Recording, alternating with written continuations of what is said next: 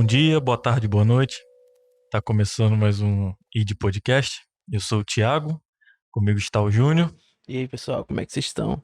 Hoje é um dia especial. Estamos com a irmã Márcia Santiago, Oi, que é uma estudiosa da cultura judaica. E é um prazer ter a irmã aqui. prazer é meu. E antes da gente iniciar, eu quero passar a palavra para o Júnior para algo muito importante e peço a atenção de todos. É isso aí. Primeiramente, né, queria agradecer a irmã Márcia, que é nossa professora, inclusive, né? É uma grande honra, mais uma vez.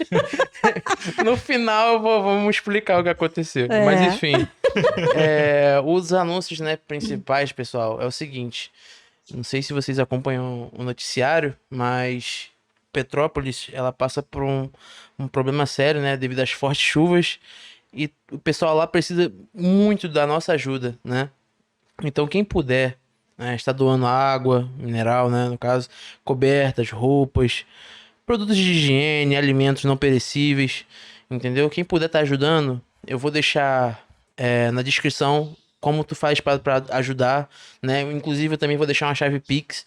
Eu vou tirar a chave Pix da nossa arrecadação e vou colocar a chave Pix da doação, né, nesse episódio, vai ser legal. Isso. Tive uma ideia dessa aqui agora. E assim, vai ser muito importante. É muito importante que vocês colaborem, né? Nossos ouvintes aí estão presentes ouvindo aí esse podcast. E também temos a campanha do quilo, né? Então, quem puder também estar ajudando, né, com o quilo de alimento não perecível, eu também vou deixar como faz aí na descrição, né? Vou deixar no comentário fixado. E é isso. Então, eu vou passar a palavra pro Thiago aqui para ele dar continuidade. Iniciar. E, irmã, já de primeira, para o pessoal te conhecer um pouco melhor, né? Gostaria de saber da senhora como foi sua conversão, como que a senhora aceitou Jesus, qual foi o processo? A senhora poderia contar pra gente? Com certeza. Eu fui criada, nasci num lar espírita. Minha mãe era espírita da linha da Umbanda e meu pai tinha um grau bem alto na maçonaria. Ele era maçom, um coronel da polícia e maçom. Não fui criada com meu pai porque eles se separaram, mas o que eu lembro de estar com ele, que ele era uma pessoa muito educada, bem fina, falava muito bem e de autoconhecimento. E foi um líder, ele foi um grão-mestre dentro da maçonaria na loja de Florianópolis, na loja maçônica de Florianópolis. Minha mãe espírita, e a experiência que eu tive, vamos dizer, religiosa, foi dentro do espiritismo. Tanto a minha família próxima como amigos próximos eram espíritas. Eu não tinha conhecimento de Bíblia, de igreja, muito menos. Me levaram para a igreja católica quando eu era pequena. Aos 8 anos de idade eu fiz a primeira comunhão. Então, o que eu conheci de Bíblia, assim, de palavra de Deus, que eu acho que, na verdade, eu não guardei nada, foi o catecismo.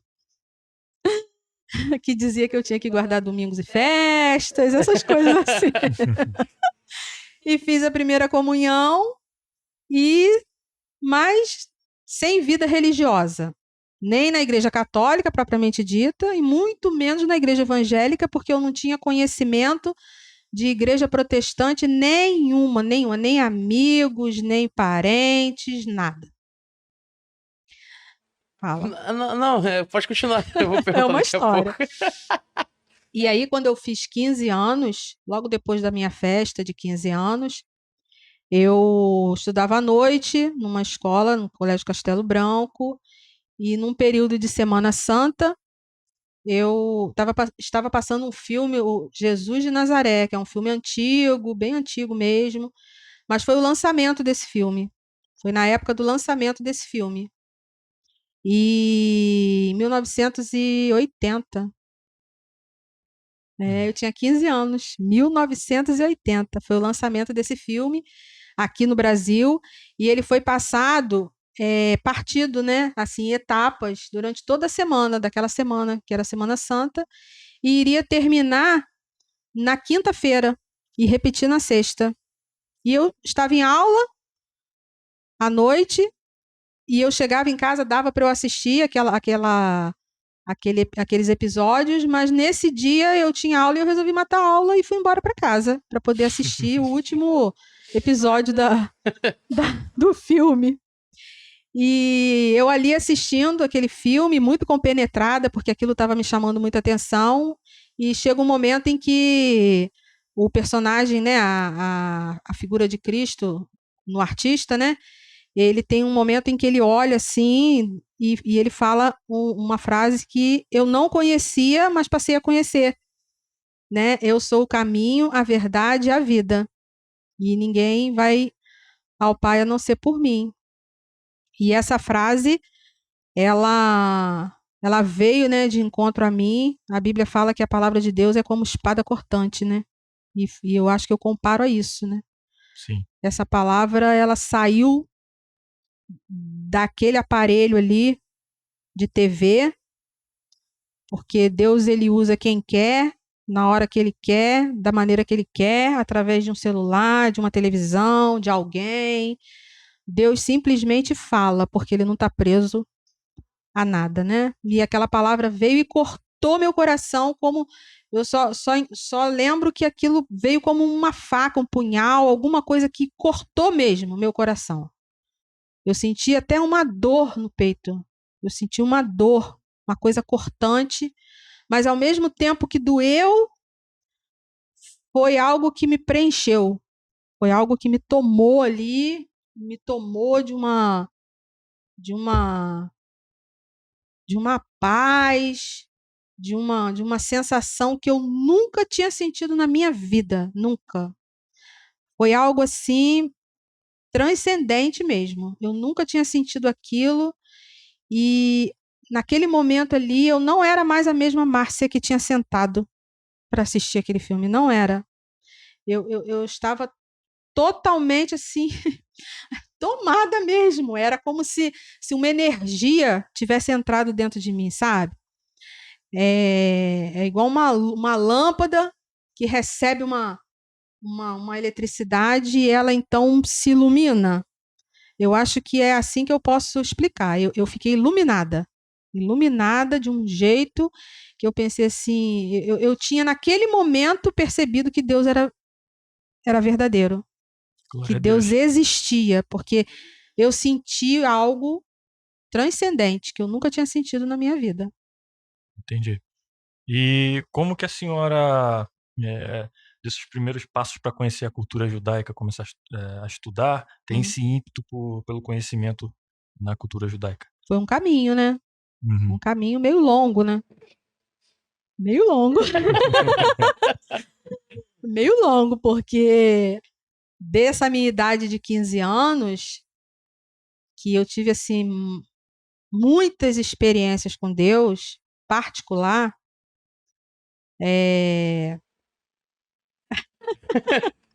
porque eu passei por um processo, né? Um processo de entendimento, porque eu me converti, eu era uma garota, uma jovem de 15 anos que estava fumando, né? Eu fumava. E Deus foi tratando de mim particular. Até então, no meu primeiro mês assim de experiência com Deus, ninguém pregava a palavra para mim, ninguém falava nada para mim, até porque eu não conhecia ninguém que fosse de uma igreja, assim, que eu soubesse que era de uma igreja, né? E havia uma inspiração divina, eu acredito que seja o Espírito Santo. Hoje eu entendo dessa forma, né? Que falava mesmo dentro da minha mente. Eu ouvia aquela voz e aquela voz é que foi me instruindo aqueles dias da conversão, vamos dizer assim, né? E a primeira coisa que a voz disse para mim, que eu acho importante eu falar isso, eu acho isso muito importante, é que a voz disse para mim que eu tinha que ler uma Bíblia, que eu precisava ler uma Bíblia. E a minha casa era uma casa espírita, né? E eu perguntei para minha mãe: mãe, a gente tem uma Bíblia? E ela disse: tenho, eu tenho uma Bíblia, que eu ganhei de um testemunha de Jeová. Que ironia. Aí eu falei: então. Irônico, não? Não? Ela foi e me deu a Bíblia. E eu li a Bíblia, começando do Gênesis. Eu, eu falei: o livro se começa a ler da primeira página, né? Então eu comecei a ler de Gênesis. Então eu li assim incessantemente, horas e horas e horas, sem me cansar. Eu lia a Bíblia. Profetas, escritos. Eu só fui chegar no Novo Testamento depois. Depois é que eu fui chegar no Novo Testamento. Mas minha primeira experiência de Bíblia foi lá no Antigo Testamento. E essa voz, ela disse para mim, né, que eu tinha que ler uma Bíblia. E essa voz também disse para mim que eu precisava rezar antes de dormir. E assim eu fui obedecendo. E essa voz me inspirou a muitas coisas. Eu queria contar uma experiência que eu tive. Eu, ainda sem conhecer ninguém, sem frequentar a igreja, mas eu falava com Deus numa intimidade, eu acho que mais intimidade ainda do que eu falava com a minha mãe. Porque aquele conhecimento que eu tinha tido de Deus era tão real. Aquela experiência que eu tive era tão real, era como se ele estivesse do meu lado. Eu sentia isso, sabe? Eu falava com Deus. Eu ia trabalhar, eu morava no Rocha e eu ia trabalhar no centro de São Gonçalo. Eu trabalhava no cartório do quarto ofício. Uhum. Trabalhei lá por 4 anos. Eu preferia ir a pé, porque durante a minha caminhada eu ia falando com Deus, entendeu? Eu preferia ir Legal a demais. pé do que ir de ônibus, porque aquela caminhada me fazia. Eu ia ali falando com Deus, orando, falando, perguntando, sabe? Mas E era muito bom. até então tu tinha noção do que você tinha lido, obviamente, e as noções do catecismo, né? Catecismo, para mim, sinceramente, não me acrescentou em nada. Sério? Nada. Eu não entendia nada com nada. Entendeu? Eu lembro que a primeira vez que eu fui me confessar com o padre para poder comungar, Aham. aí eu cheguei lá na salinha, o padre falou assim: agora você vai ter que se confessar. Aí eu fiquei pensando assim: eu vou me confessar de quê? Ele contar meus pecados, com 8 anos. É. Aí eu cheguei pro padre, eu falei: padre, olha, eu menti para minha mãe. Olha meus pecados. Eu menti para minha mãe, eu bati no gato. Eu comecei a falar coisas assim, entendeu? Uma criança, né? Sem entendimento. Sem entendimento. Uhum. Aí ele falou: então você vai lá, reza tantos Pai Nosso, tantas Ave Maria, e você vai comungar. Uhum. Enfim. Mas assim foi a minha primeira experiência. Até um mês e pouco eu vivendo essa, essa transformação, não sei como é que eu posso chamar isso. Metanoia? Metanoia. Algo estava diferente em mim e não me tirava da minha paz. Não me tirava, podia o mundo cair, a casa cair, nada me tirava da minha paz. Aí eu conversando com um colega da escola, e ele vim saber que ele era de igreja, e ele falando para mim que eu tinha, já que eu estava lendo a Bíblia, porque eu falei para ele que eu estava lendo a Bíblia. Ele falou: então, se você está lendo a Bíblia e está gostando, você tem que ir para uma igreja. Eu falei: mas qual igreja? Aí ele: vamos lá na minha igreja, para você aceitar Jesus.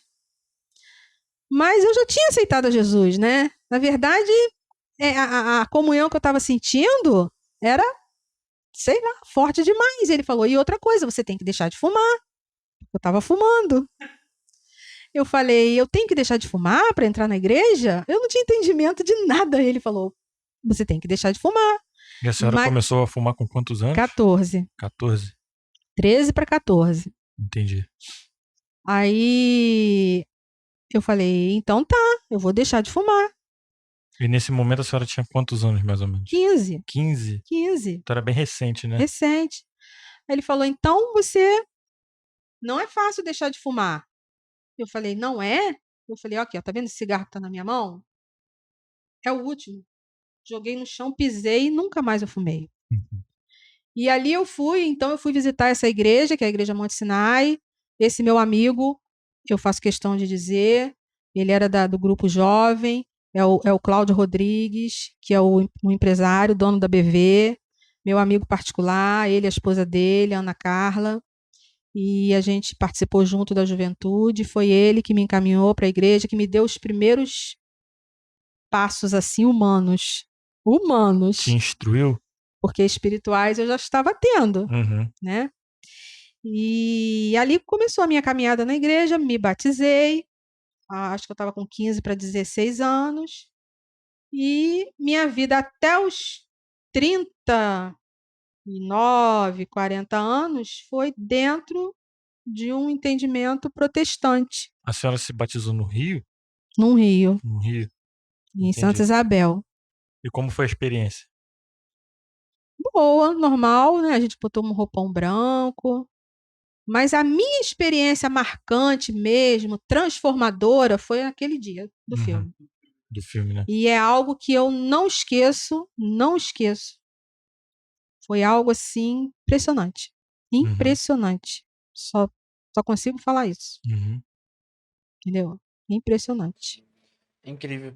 E isso, tudo que foi acontecendo, né? Todos os acontecimentos levaram a um lugar só, né? Onde está hoje, né? Acho que sim. Acho que sim, porque nesse período aí dos 40 anos, meus filhos já estavam maiores. E aí, então, eu através do Pedro, meu esposo, que faleceu, ele me levou na Igreja Adventista da Promessa, lá em São Paulo, e eu conheci ali eu tive a experiência de uma igreja evangélica que entendia a guarda do sábado e que dava ênfase a questões alimentares, né? Mas eu sempre fui uma pessoa que eu nunca tive muita resistência. Se você me mostrasse a Bíblia, e até hoje, se você me mostrar a Bíblia, você vier com uma teoria, um estudo, alguma coisa que você vai me mostrar ali e me provar que aquilo ali tem fundamento, no momento, eu não vou dizer nem sim, nem não. Eu vou escutar, porque eu gosto de escutar, eu gosto de estudar. Eu sou uma pessoa que eu sou curiosa e eu gosto de estudar. E eu vou estudar aquilo e eu vou ver até onde aquela pessoa tem fundamento aquilo ali ou não. E assim eu fiz com a questão do sábado. Eu vi que tinha lógica. Se o mandamento falava, né, como é que você vai trocar a, a palavra que está ali? E então eu comecei a ir na igreja com ele, sem problema nenhum, sem nenhum tipo de restrição, mas ainda não era algo que realmente estava assim sacramentado dentro do meu coração, Uhum. entendeu? Se eu tivesse que sair dali, daquela igreja, e voltar a ser uma batista, por exemplo, eu iria. A senhora fala da cultura judaica, no caso, né? Não, estou falando da Adventista da Ah, Promessa, sim, quando eu sim. conheci a Adventista da Promessa. Uhum. Se eu fosse para Adventista, no momento, né, eu estava na Adventista da Promessa, mas se eu tivesse que voltar para ser uma batista, da Igreja Batista, não desmerecendo a Igreja Batista, por favor, quem está me ouvindo, que entenda, eu voltaria numa boa. O peso daquela palavra, de guardar o sábado, não havia ainda criado uma raiz dentro de mim. Até que, num belo dia, eu comecei a assistir um programa na televisão que era dos judeus messiânicos. Aí aquela abordagem, a maneira como eles explicaram, a profundidade do ensinamento, como que aquilo foi passado para mim, eu percebi que o sábado, que no hebraico chama-se Shabat, é muito mais do que um sábado semanal. É o sétimo dia. É o sétimo dia, que nós aqui no Brasil chamamos de sábado. Mas é muito mais do que aquilo. O Shabat é um pacto. Uhum. O Shabat é uma aliança. A guarda do Shabat, eu gosto de falar o termo certo, porque é uma aliança Porque Deus criou, quando você guarda o Shabat, em outras palavras, você está dizendo que você crê no Deus Criador de Gênesis. É isso que você está falando. Você está falando que o seu Deus é o Deus que criou todas as coisas em 6 dias e no 7º ele descansou. Não é bem descansou, é um termo que Deus não se cansa. É o problema do português. O que seria esse descansou? É cessou. E no 7º dia ele cessou toda a obra. Ele parou. Por isso nós paramos. Nós paramos no 7º dia, nós cessamos a nossa obra, porque nós estamos nos assemelhando a ele. Assim como ele. Aí eu entendi o Shabat. Aí eu entendi. Assim como em 6 dias ele fez toda a obra que ele tinha que fazer, que ele quis fazer, e aí eu não sei se esses 6 dias são 6 dias de milênio, não vou entrar nesse mérito, mas não importa. Em 6 dias ele criou todas as coisas, então em 6 dias nós fazemos a nossa obra. Tudo que a gente tem que fazer, a gente faz em 6 dias. E no 7º a gente cessa, porque ele cessou. Então nós nos assemelhamos a ele. Então nós cremos nesse Deus. E isso é bíblico. Bíblico? Sim. Para quem não sabe, a que horas começa o sábado e que horas termina para quem guarda? Né? De que dia? Quem comanda o horário bíblico é o sol, né? São os astros. Esse horário que a gente segue é um horário que um horário de 24 horas, assim, esqueci o nome que se dá agora. Mas, biblicamente, quem vai comandar o dia é o sol, no pôr do sol. Com a entrada da noite, você está começando um novo dia. Então, no pôr do sol da sexta, já está contando e termina no pôr do No sol do pôr do sábado. sol do sábado. Entendo. No pôr do sol do Entendi. sábado.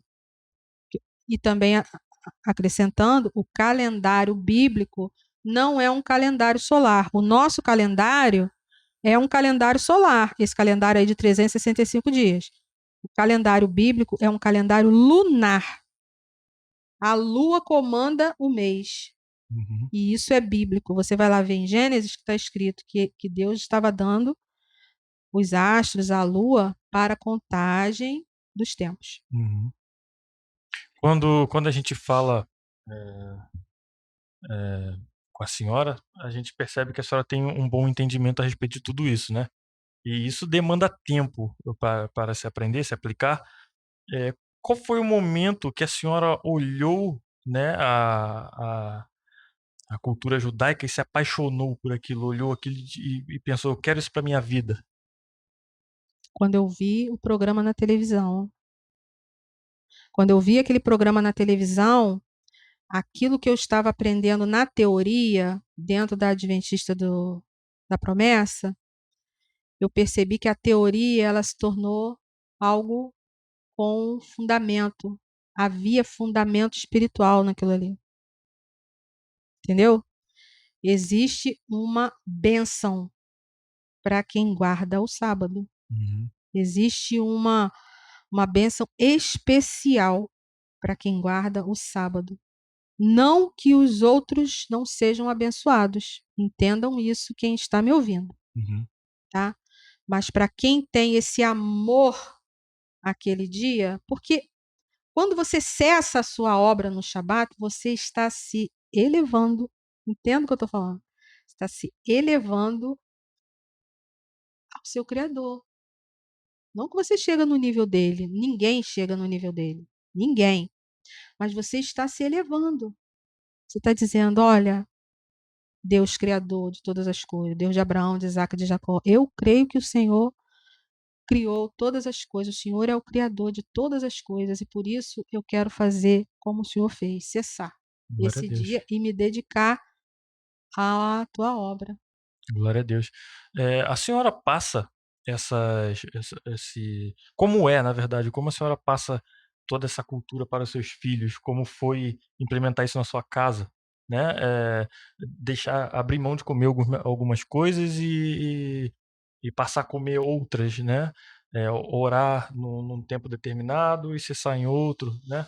Como foi isso? E também queria acrescentar na cronologia, antes disso, antes da questão da implementação na casa, eu queria também saber, e eu acho que os ouvintes também, como foi a aceitação da mãe dela, que era espírita, né, a aderir Jesus como seu Salvador e Criador. Minha mãe foi também uma história, porque a princípio ela se rebelou. A princípio ela se rebelou e ela não aceitava aquilo de jeito nenhum, né? Eu dentro de uma igreja protestante e a ponto de me convidar a sair de casa e morar com uma família crente.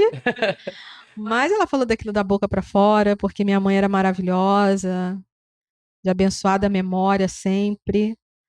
Meu filho Eduardo vai fazer 30 anos e ela vai fazer 30 anos de morta. Salve, Dudu. Oi, Dudu, Érica. E, e a minha mãe, de um certo tempo, ela era fumante, né? Tanto por isso que eu aderi ao cigarro, né? Ela era fumante, fumou muitos anos, não conseguiu largar o cigarro. E ela chegou a ir na igreja comigo um bom tempo, mas teve um dia que o pastor dessa igreja, ele falou contra o cigarro. E daquele dia em diante, ela nunca mais botou o pé na igreja. Não que ela tenha ficado com raiva do pastor, alguma coisa assim. Isso até é bom para gente que às vezes está no púlpito, pregando a palavra de Deus. É bom que se fale isso, porque existem coisas que a gente fala e fere a pessoa que está lá no banco e ela nunca mais retorna por aquilo que você falou. Uhum. Então a gente tem que ter cuidado, né? Uhum. Porque quem liberta uma pessoa de qualquer coisa é o Espírito de Deus. É o Espírito de Deus que faz a obra. Nós não temos que atacar, nós temos que apenas oferecer. Falar da palavra de Deus, porque quem faz a obra é a palavra de Deus. É ela que limpa, é ela que transforma e o Espírito Santo convence. Nós não fazemos nada. E a minha mãe nunca mais botou o pé na igreja, mas ela ia. E uma certa vez, eu nem sabia, quando eu abri lá o armário dela e fui mexer nas gavetas dela, eu percebi que ela tinha jogado tudo dela de espiritismo, de roupa, de tudo que ela tinha lá, ela tinha jogado fora. Ela tinha jogado fora. Alguns livros assim, que ela gostava da literatura esotérica, né? Alguns livros ainda estavam lá, mas aquela roupa que ela usava, ela jogou tudo fora, né? E na época que ela adoeceu por causa do cigarro, teve um câncer de pulmão. Eu estava grávida do Dudu nessa época. E Deus usou um médico, um cardiologista clínico que atendia ela em casa, né? Num tratamento paliativo pela enfermidade. E esse médico, ele era um cristão da igreja presbiteriana. E esse médico virou para ela e falou assim: Dona Maria, a senhora não quer aceitar Cristo como seu Salvador? Aí ela falou assim: mas eu fumo, doutor. Olha como é que o cigarro tinha ficado na mente dela. Ficou intrínseco na mente dela mesmo. Entendeu? Porque ela se sentia inferior, porque ela não conseguia largar. Ela falou assim, mas eu fumo, doutor. E ele falou assim, não tem problema, dona Maria, porque lá no céu, com certeza o cigarro não vai entrar. Eu lembro dele falar essas palavras para ela. Cigarro não vai entrar. A senhora quer aceitar Cristo como Salvador? E ela falou, eu quero. Eu quero. E ele fez uma oração com ela, né? Essa oração que costuma se fazer quando alguém aceita, né? Uhum. Que escrevesse o nome dela no livro da vida. E eu creio firmemente que minha mãe acreditou. Na verdade, ela já acreditava. Ela cria. Mas não teve assim aquele momento e nunca mais teve coragem de colocar o pé numa igreja, né? Mas no dia que ela partiu, no dia que ela faleceu, não havia internet, não havia telefone, há 30 anos atrás, não tinha nada disso, né? Ela tinha passado muito mal na madrugada, eu com barrigão do Eduardo, uma outra pessoa tinha dormido com ela, e naquele dia ela passou muito mal, mas de manhã, quando eu já tinha chegado lá na casa dela, né? Aí apareceu assim, do nada, apareceu um pastor que chegou de Inoã, lá de Maricá. E ele falou assim: eu vim visitar a sua mãe. Eu falei: pastor Teonas, nunca mais vou esquecer, da Assembleia de Deus. Aí ele falou: não, porque Maria, a esposa dele, levantou de manhã e dobrou o joelho. E quando ela dobrou o joelho, o Espírito de Deus falou com ela: levanta e vai visitar a mãe da Márcia. E eles foram, e ali minha mãe recebeu a última oração com ele, e ele orou, e ela falava para ele: eu quero, pastor, eu quero. Eu falei: você quer o quê, mãe? Oração? Ela falou: De onde vocês se conheciam? da Assembleia de Deus. Ah, sim, era da mesma igreja, né? É. Uhum. E aí minha mãe recebeu ali a última oração e o pastor pediu que Deus desse força a ela para passar pelo momento que ela ia passar, né? Que era de deixar esse mundo. E ela partiu. Mas Deus foi bondoso. Uhum. Foi bondoso. Mandou o servo dele naquela manhã, né? Amém. É isso. E aí, a senhora foi, o que eu perguntei, né? A senhora implementou essas coisas dentro de casa, essa cultura dentro de casa, e foi rápido ou demorou? Foi uma consequência? Muito simples. Muito simples, porque as tradições hebraicas, vamos dizer assim, as tradições da Bíblia, as tradições da Torá, o judaísmo, eu não sou judia de pai e mãe, deixa claro isso, não sou, mas eu creio no Deus hebreu. Uhum. E meu Messias veio de lá. Então, assim, o judaísmo não é religião, o judaísmo é estilo de vida. Uhum. Estilo de vida. Caraca, criou até um slogan. Judaísmo não é religião, é estilo de vida. Você tem uma prática de vida. Você levanta, você lembra que Deus permitiu que você acordasse. Você tem todo um processo, entendeu? Levanta, acredita que Deus permitiu, declara isso com a sua boca antes de levantar da cama, que Deus permitiu que você acordasse, Ele fez você acordar, e aí você vai se alimentar. Se você tiver um animalzinho, você tem o respeito de alimentar o seu animalzinho antes de você comer, porque é um mérito, porque o animalzinho, ele não sabe preparar a comida dele, ele depende de você, Verdade. entendeu? Então, uma das coisas que a gente precisa entender é que nós estamos aqui para cuidar da natureza, cuidar do meio ambiente, cuidar dos animais. E se você tem um animal, você tem que cuidar do seu animal primeiro, antes de cuidar de você. Porque ele depende de você. Entendeu? Isso aí são conceitos que você vai elaborando na sua mente e que você vai trazendo para a sua vida, que te dá uma visão diferente da vida, diferente do mundo. Agregam até coisas novas, né, no seu dia a dia, né? Entendeu? Falando nisso, de ser diferente do mundo, é nítido que o cristão, quando ele é transformado, ele fica totalmente diferente do que. Exatamente, é o mundo, de como as pessoas que estão no mundo vivem. E eu queria saber da senhora qual é a sua opinião sobre igrejas que pegam culturas do mundo e levam para dentro do templo para poder chamar a atenção de jovens que estão lá fora e tentar ganhar almas assim.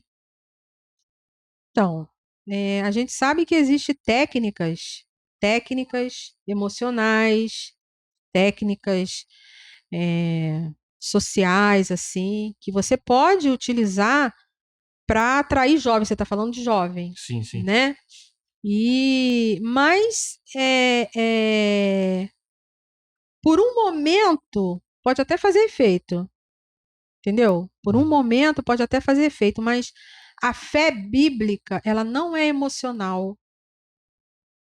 Ela é racional. Ela é racional. E querendo ou não, se você parar pra pensar, eu acho que acaba que a pessoa que se sente atraída por essas coisas, vamos botar assim, jogo de luz, flash, entendeu?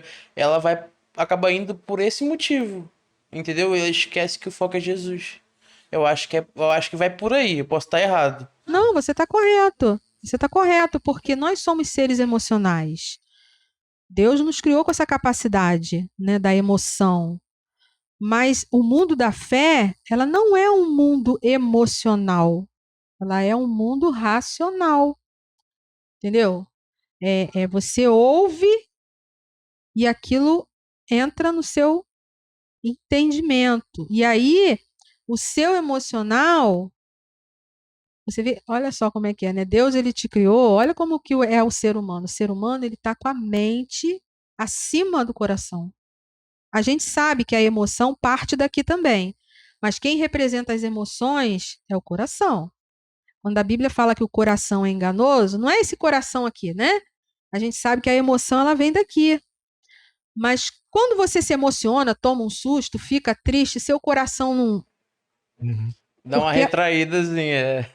é o órgão que sente quando você libera adrenalina, quando você libera hormônios que no seu emocional, é o órgão que sente, né? Mas a gente sabe que não é o coração que é o produtor da emoção, é tudo no cérebro. Mas Deus te criou com o seu cérebro acima do seu coração. Então, quando você escuta, você assimila e o seu sentimento ele vai ter que estar, vamos dizer assim, igual um cachorrinho na coleira, né? Da sua razão, né? Você sente, mas você sabe. Você Então, se autocontrola, né? isso. Ou deveria fazer assim, né? Nem sempre a gente é assim. A gente fala isso bem na teoria, né? E a gente precisa trabalhar isso. Isso é uma coisa que tem que ser trabalhada na gente, entendeu? Acaba que a prática é completamente diferente, Da né? teoria. É. Mas é aí que tá. É como tu falou, o controle, eu acho que você tendo controle e se dosando no seu dia a dia, eu acho que você vai aprendendo, né, com isso aí. Porque você tem uma experiência, alguma coisa acontece com você, entendeu? Alguma coisa acontece com você e você se ressente daquilo, você fica triste, amargurado, né? Entristeceu, e aí você faz o que com aquilo?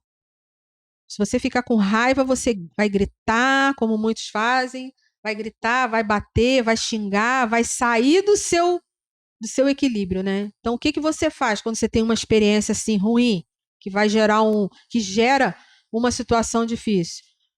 Parou, pensou, pensou, ó, sentiu. Uhum. Parou, pensou, contou até 10, Se acalmou. se Engole acalmou, seco. engole seco, e aí você racionalmente você vai pensar como que eu vou reagir a isso aqui. Muitas das vezes deve ser no silêncio Uhum. e esperar o momento certo para tentar argumentar aquela situação, né? Muitos conseguem, outros não conseguem, mas eu vou dizer para vocês que isso é tipo assim um exercício, Uhum. entendeu? Você vai se exercitando nessa prática e aí você vai se controlando, controlando. O fruto do espírito, ele vem, ele começa a vir assim que você aceita a Jesus. Tem, Deveria vir, né? sim, deveria vir. Tem muito cristão que eu vejo que ele grita, ele esperneia, ele faz o.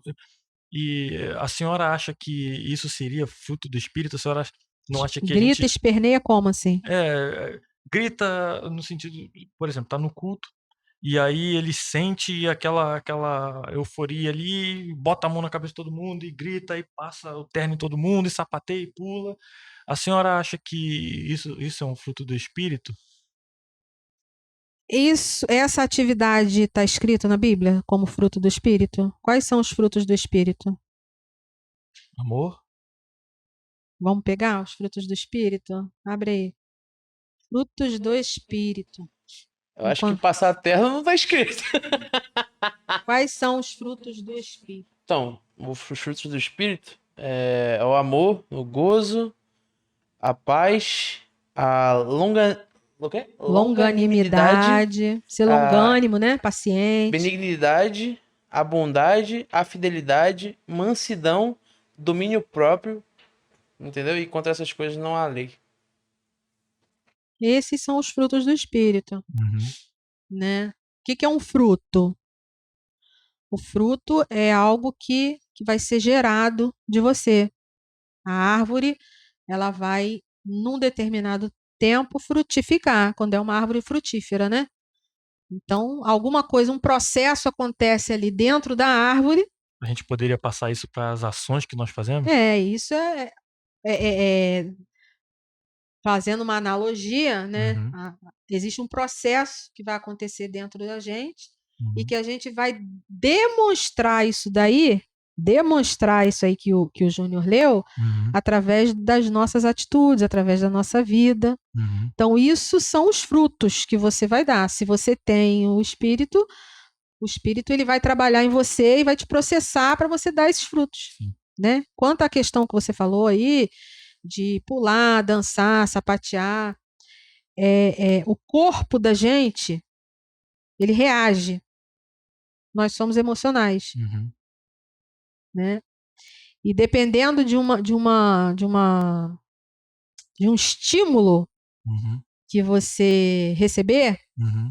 o seu corpo ele vai reagir. Se você escutar um tiro agora aqui, esse microfone sabe onde que vai parar? Realmente. Entendeu? Porque é rápido. Existe um processo dentro do seu cérebro, que eu não sou neurologista, mas é uma situação que eu sei que está aqui, ó, tá na base do cérebro. Tá? Parece que é chamado de cérebro primitivo, alguma coisa assim que a gente tem.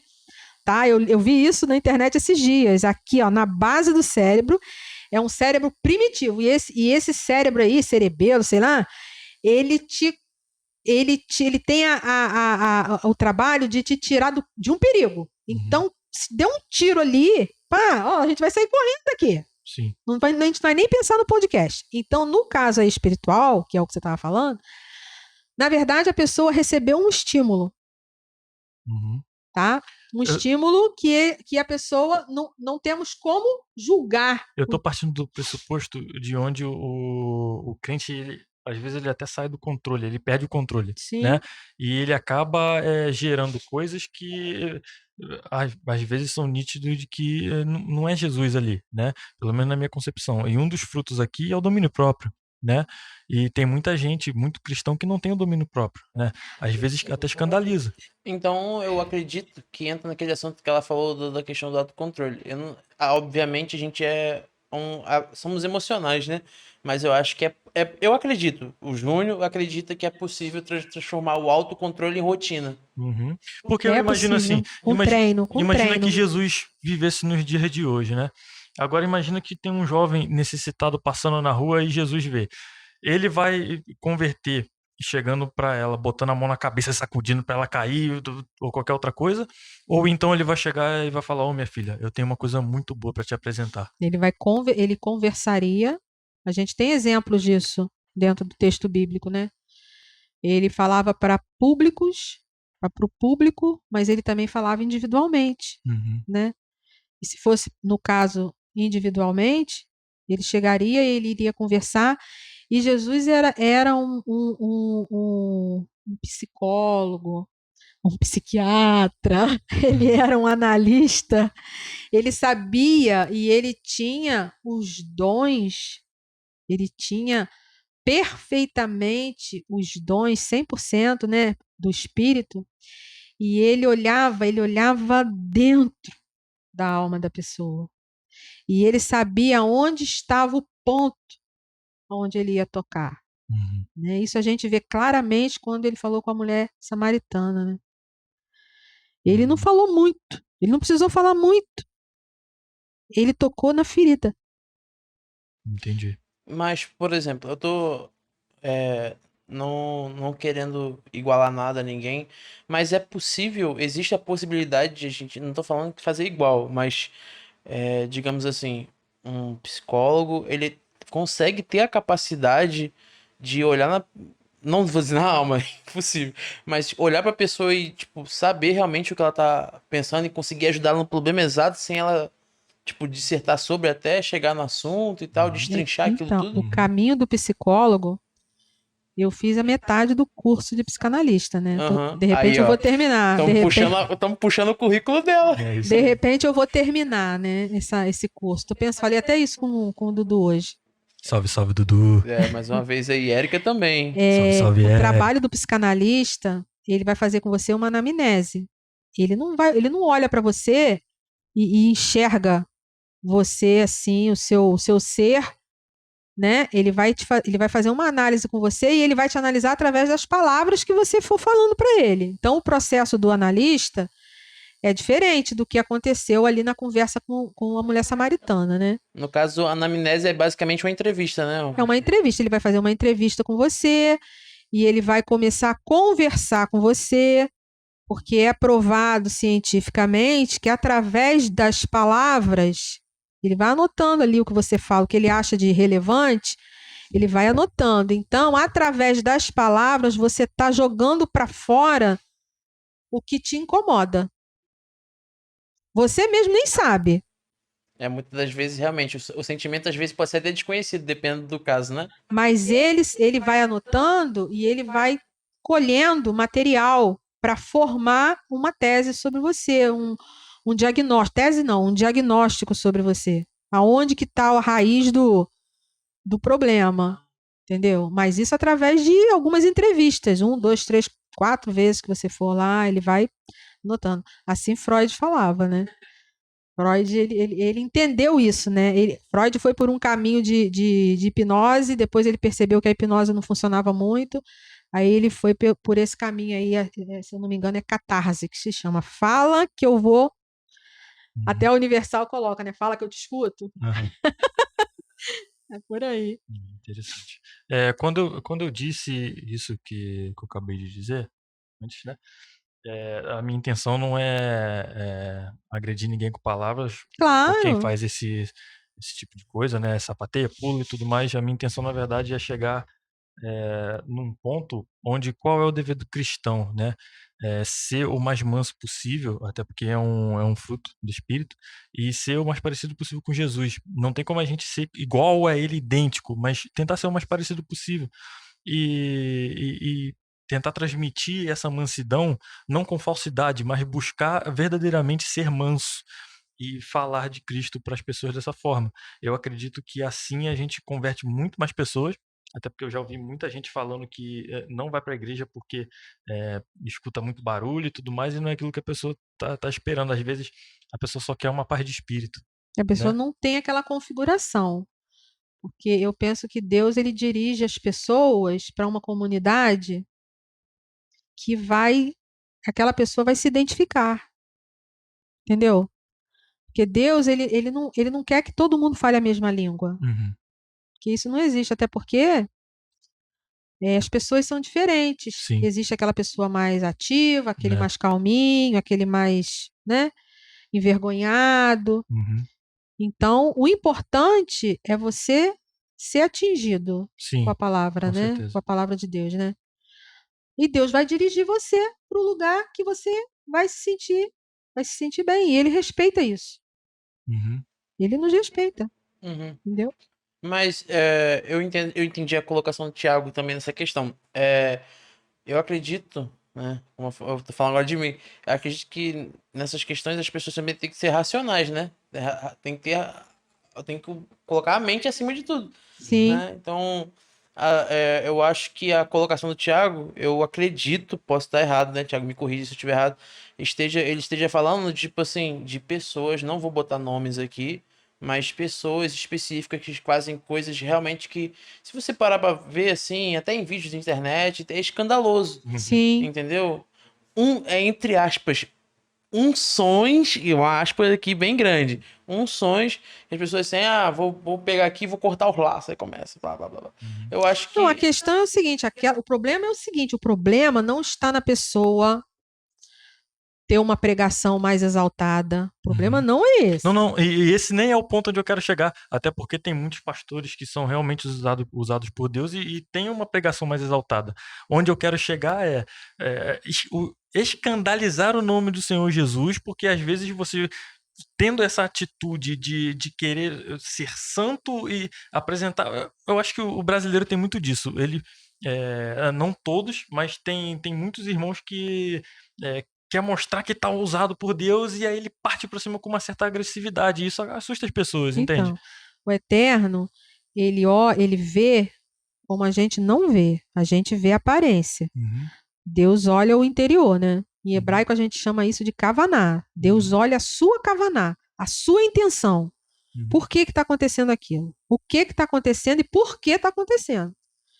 Entendeu? Eu não tenho condição de olhar a sua kavaná, mas Deus olha a Deus vê. mim, entendeu? Uhum. Então, se a intenção da pessoa é mostrar uma espiritualidade com aquilo ali, só Deus é que sabe se é ou não. Mas nós temos como ver os frutos. Uhum. Que aí os frutos são coisas visíveis aos nossos olhos. Uhum. Enquanto o processo está acontecendo lá dentro, a gente não vê, só Deus vê. Uhum. Mas quando você dá um fruto, aí a gente vê. Uhum. Então a gente pode pegar essas bases e usar, por exemplo, falou a respeito dos frutos. A gente pode pegar essas bases e tipo assim, dizer se aquele é o lugar que a gente tem que estar ou não. Porque, por exemplo, se eu tô num lugar, vamos botar assim, né, um exemplo aqui bem louco. Se eu tô num lugar onde eu vejo que a pessoa tá escandalizando, um exemplo, tá bem claro, deixa bem claro. A pessoa tá escandalizando, tá fazendo coisas que ao meu olhar, o olhar do Júnior é algo surreal e não tá gerando fruto, eu tenho que estar ali? Eu Não, acredito. você não tem que aceitar, Então, é isso que nem praticar. exatamente, é aí que eu queria chegar. Uhum. Então, eu tenho que, basicamente, eu tenho que procurar um lugar que eu me sinta bem, ou não. Sim, porque a pessoa ela tem que estar num lugar onde aquela palavra que ela está ouvindo faça sentido para ela. Uhum. Que se não fizer sentido, não vai gerar resultado. Mas aí a gente entra num ponto que a palavra de Deus ela é uma só. E então eu acredito que ela só tem. Ela se renova a cada dia, é claro, mas ela só tem um objetivo. E ela tem regras bem claras, entende? E aí há pessoas que deturpam, entende? Para levar mais pro lado, como eu disse, de ser o santarrão, sabe? E eu acredito que entende? E eu acredito que até mesmo o próprio Senhor Jesus, eu posso estar errado, a senhora me corrige, ele não olha para isso com bons olhos, sabe? Essa coisa do crente querer ser santarrão e só porque ele tá com terno e gravata, ele quer ir ali apontar o dedo e falar um monte de coisa que a pessoa tá errada e tudo mais. E, na minha concepção, isso afasta, em vez de levar para dentro da casa do Senhor, entende? E eu acho isso muito perigoso. Esse é o ponto onde eu quero chegar. Eu acho que se todos. O perigo está em fechar a porta do céu para você. Então. O perigo O está final nisso. é esse, Então. O perigo está em nome de uma espiritualidade, em nome de uma santidade, que eu não estou aqui né, colocando todo mundo num pacote só. Por favor, entendam aí quem está ouvindo. Mas em nome de uma espiritualidade, em nome de uma santidade, as pessoas matam espiritualmente uma pessoa. E se tem uma coisa, uma prática bíblica que a gente não deve fazer é envergonhar ninguém. Ninguém pode ser envergonhado. Quando você envergonha uma pessoa, você está matando ela um pouquinho. Faz sentido, nem só pela questão bíblica, né? Mas até pela pessoa, pelo sentimento dela, né? Por isso que eu estou falando que vida com Deus, eu nem estou falando, fé judaica. Vamos tirar a fé judaica, senão vai falar que eu estou pregando judaísmo aqui. Não é isso. Entendeu? Relaxa. Mas a vida com Deus é uma vida de prática. Não é uma vida de teoria, nem uma vida assim de aparência. Era isso. A palavra de Jesus, quando Cristo pregava às multidões, ele falava de prática. Ele falava do como que você tinha que fazer, como que você tinha que perdoar, como que você tinha que tratar seu irmão, como que você tinha bem-aventurado aqueles que são humildes, ele falava de coisas, ele não falava de religião. Ele só falava de Torá, ele só falava de Torá. Como que você tinha que que praticar o que está escrito aqui. Então, vida com Deus é prática.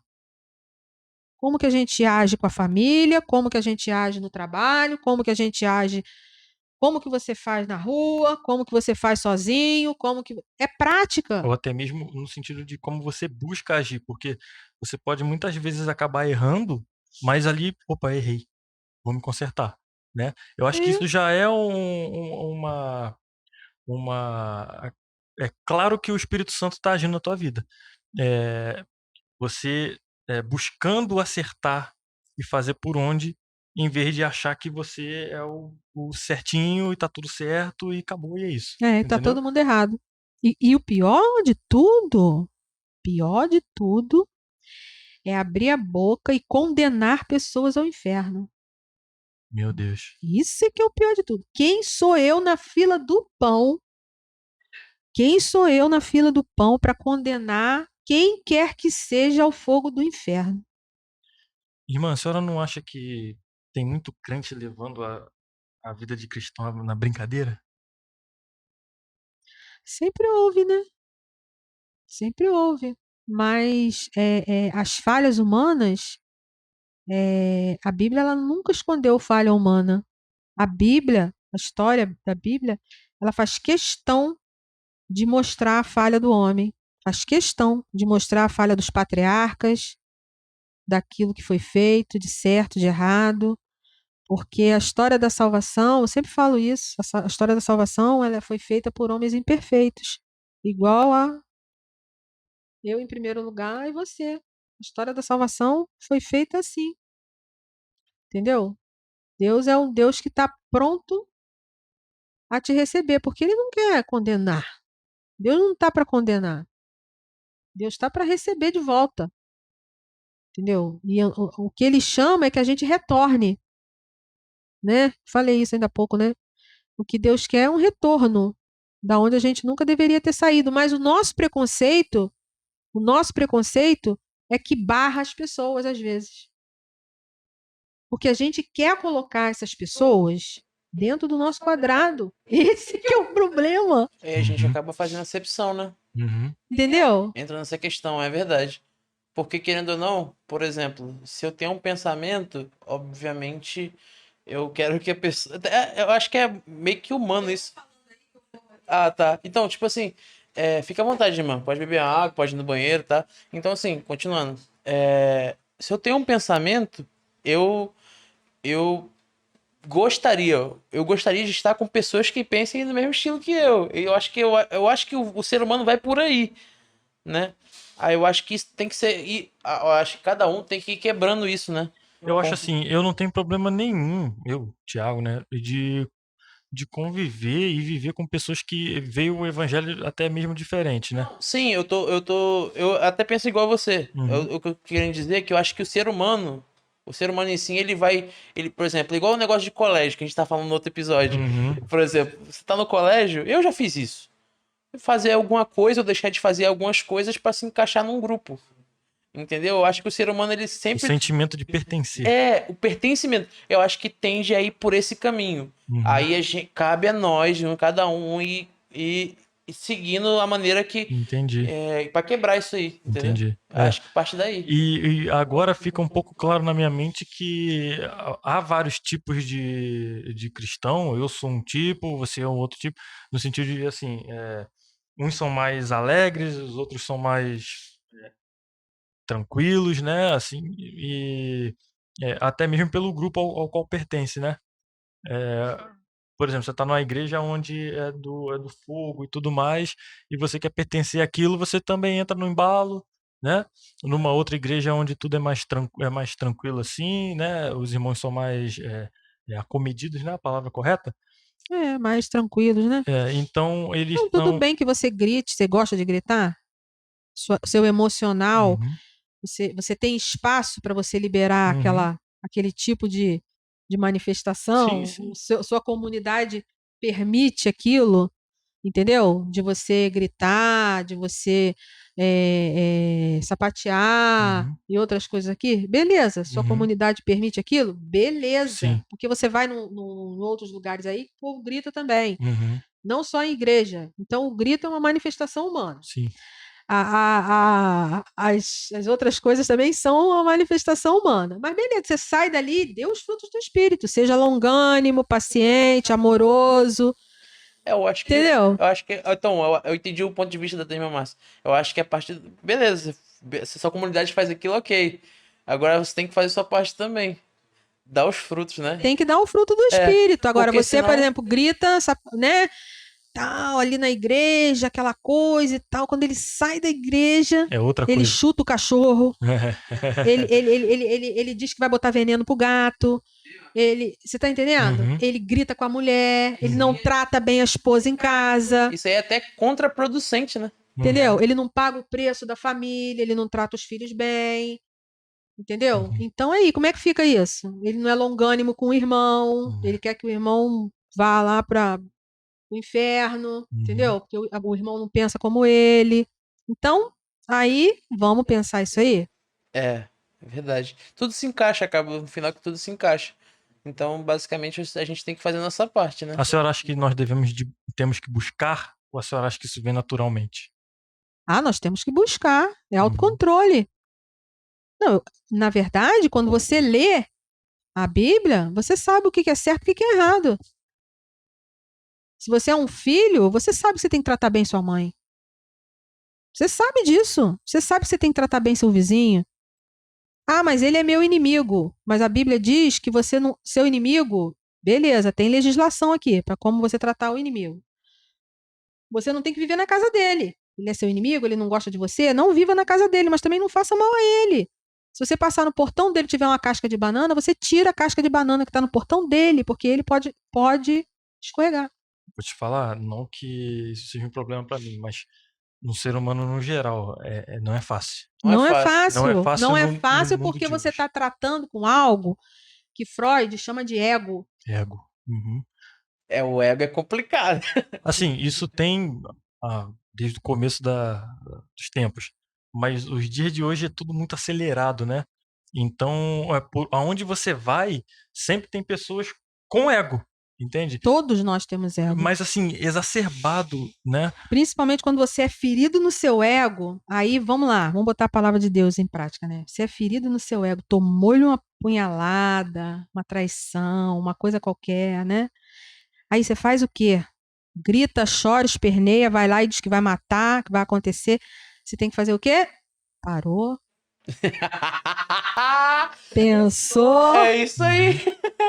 É isso aí, filhão. tira do emocional, Engolha joga seco, pra assim, ó. razão. Desrasgando. Engole seco. E pensa o mais inteligente, o mais estratégico, a forma mais direcionada para você resolver aquilo ali. Pede a Deus para te ajudar. Uhum. Estratégia de luta. Uhum. Entendeu? Não é com emocional. Davi tacou a pedrinha, não foi com emocional, não. Davi jogou a pedrinha no gigante com estratégia. Ele sabia muito bem onde é que aquela pedrinha ia parar. Ele sabia muito bem. Pois é. E eu fico pensando nisso, cara, porque, por exemplo, você falou que não é um problema pra você. Eu também não. Pra mim não é tanto assim. Mas tem muita gente que não consegue e não só não consegue, mas também não quer tratar isso. Às vezes que, por exemplo, acontece alguma coisa, um exemplo, eu te fiz alguma coisa, você vai guardar aquilo ali pro resto da sua vida. Uhum. Entendeu? Sim, sim. Obviamente que entra... Não, isso quando ele te faz alguma coisa e aí você vai orar pra descer fogo em cima dele. Aí, é isso. É isso. Olha o nível do absurdo, entendeu? É isso que eu tô falando. Meio que você tá Entendeu? usando o nome de Deus, né? Achando que Deus vai matar o outro irmãozinho ou fazer qualquer outra coisa ruim a ele porque tu quer. Porque né? você é mais. Quando você faz isso, você está dizendo que você é especial, você é melhor do que ele. Realmente, por esse ponto é verdade. E que Deus vai olhar para você de forma diferenciada do que para ele. Aí o cara vai lá, o diferentão, tamo junto. Entendeu? É assim que funciona a mente humana. A mente humana funciona isso. E quando você entra dentro de uma igreja, ou agora eu já vou falar numa outra situação.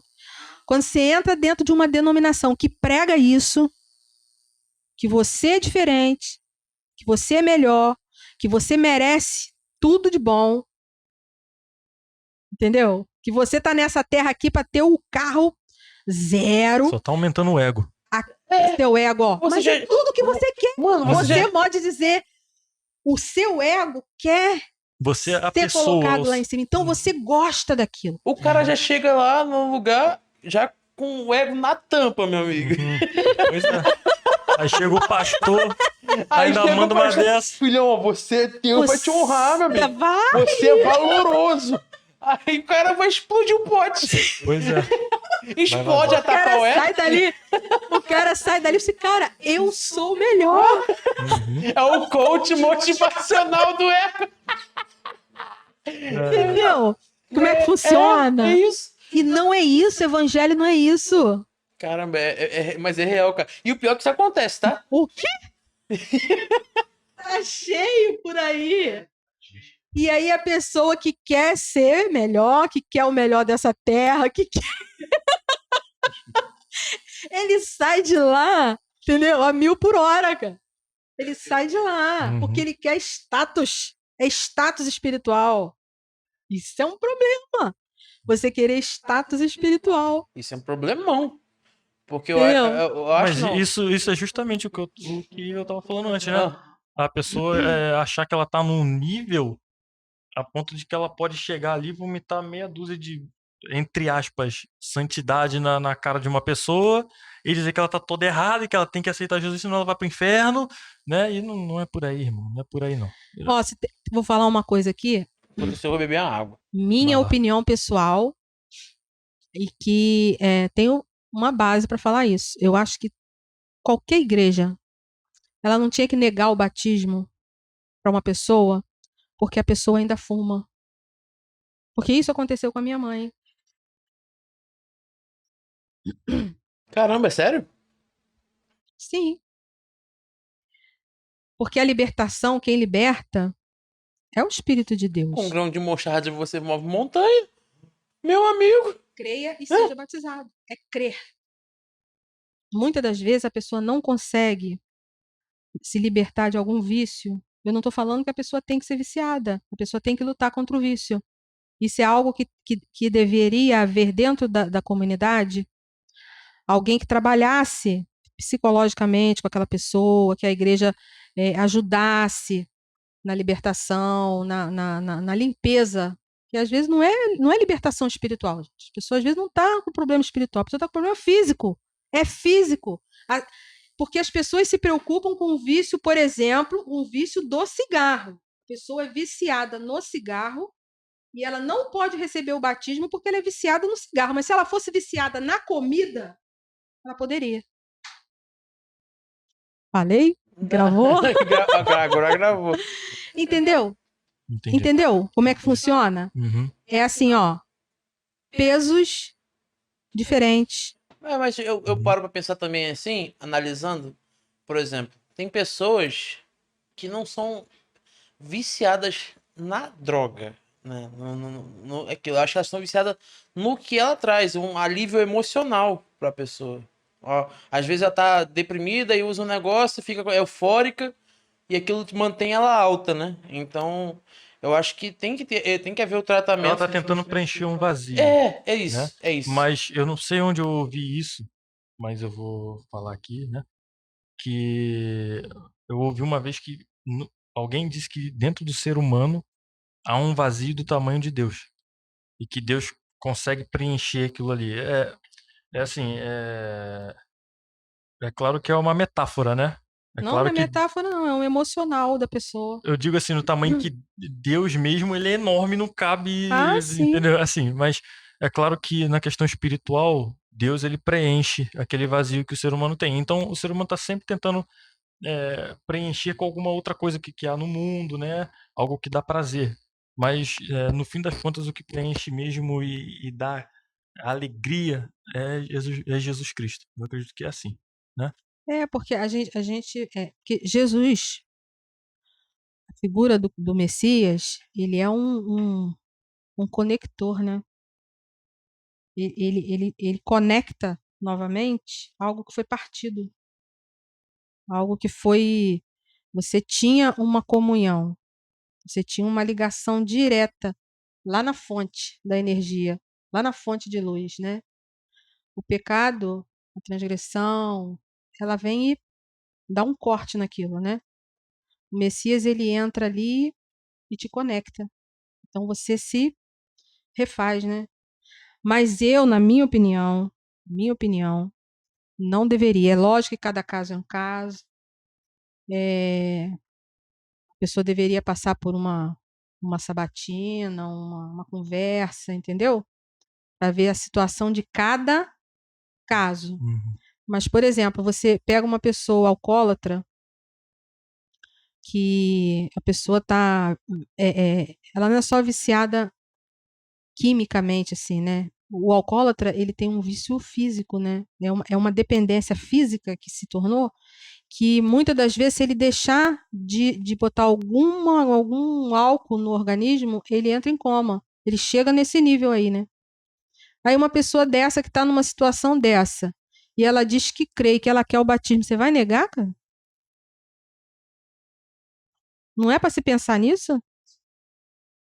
Não é Mas para se a se pessoa refletir crê, sobre isso? a pessoa A crê. pessoa diz que crê, a pessoa diz que quer, ele pede, ele quer, Se a pessoa crê verdadeiramente, Que e assim aí, seja. assim entendeu? seja. Quem somos nós para julgar a pessoa? A Então, gente você não entende? pode Você julgar nada. entende? Você entende que o meu pensamento que eu quero dizer, eu não estou aqui malhando a igreja, por favor, mas é algo que você não pode negar, entendeu? Porque o exame pessoal, ele é pessoal. O apóstolo Paulo fala: examine-se, pois o homem é a si Mesmo. mesmo. Não é eu que tenho que examinar você. Não é eu que tenho que dizer para você. Agora, você é responsável por você. É você que vai prestar conta, é você que vai dar conta, é você. E não sou eu. Entendo. Falando nessa questão de ego, a gente vê que os líderes aí do mundo estão com o ego lá em cima, né? Isso aí E é o que mais aí, tem. eu quero entrar na questão dessas guerras que estão acontecendo aí. E quero saber da senhora se isso já é um cumprimento de profecias, né? E se isso leva ao fim dos tempos, né? E a Gog e Magog, que é o que eu queria perguntar à senhora. Então, as guerras sempre existiram, né? As guerras sempre existiram, né? Na história da humanidade. Você pega a Bíblia e você vai ler trocentos conflitos ali, né?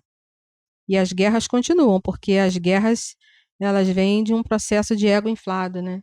De poder, eu quero poder, eu quero poder. O ser humano tem isso, né? E cada geração tem a sua dor de parto. Na Idade Média, a peste foi uma dor de parto, né? Para muitos perderam a vida na peste, né? Até descobrir que era a pulga, mas foi difícil chegar na conclusão, né? E a gente não tem, às vezes, como dizer agora o conflito, as guerras que têm acontecido agora são as dores de parto. Sempre existiram as dores de parto. Mas claro que as guerras, elas são proféticas, né? Jesus falou, né? Guerras e rumores de guerra, guerras e rumores de guerra. Então a gente escuta isso, ó. Cada geração escuta isso, guerra e rumor de guerra. Agora a moda não é mais uma guerra de tiro e de bomba, agora é uma guerra biológica. Não, eu não acredito muito em guerra nuclear, não, porque eles não são burros. Eles sabem que uma guerra nuclear vai acabar com a casa deles, né? Sei. Então é mais Vai destruir fácil o planeta, né? matar pessoas, né? E não destruir a infraestrutura do planeta. Entendeu? Então vamos agora para uma guerra biológica, né? Que a guerra biológica, além de diminuir a população, controle populacional, ela vai colocar os países menos favorecidos na mão do mais forte, A senhora acredita que isso economicamente, que a né? gente acabou de passar foi uma guerra Com biológica? certeza, e nós vamos passar mais, hein? É. A guerra agora é biológica. Uhum. Nós vamos passar mais. Já tem boatos de uma nova pandemia vindo por aí, Então, né? entendeu?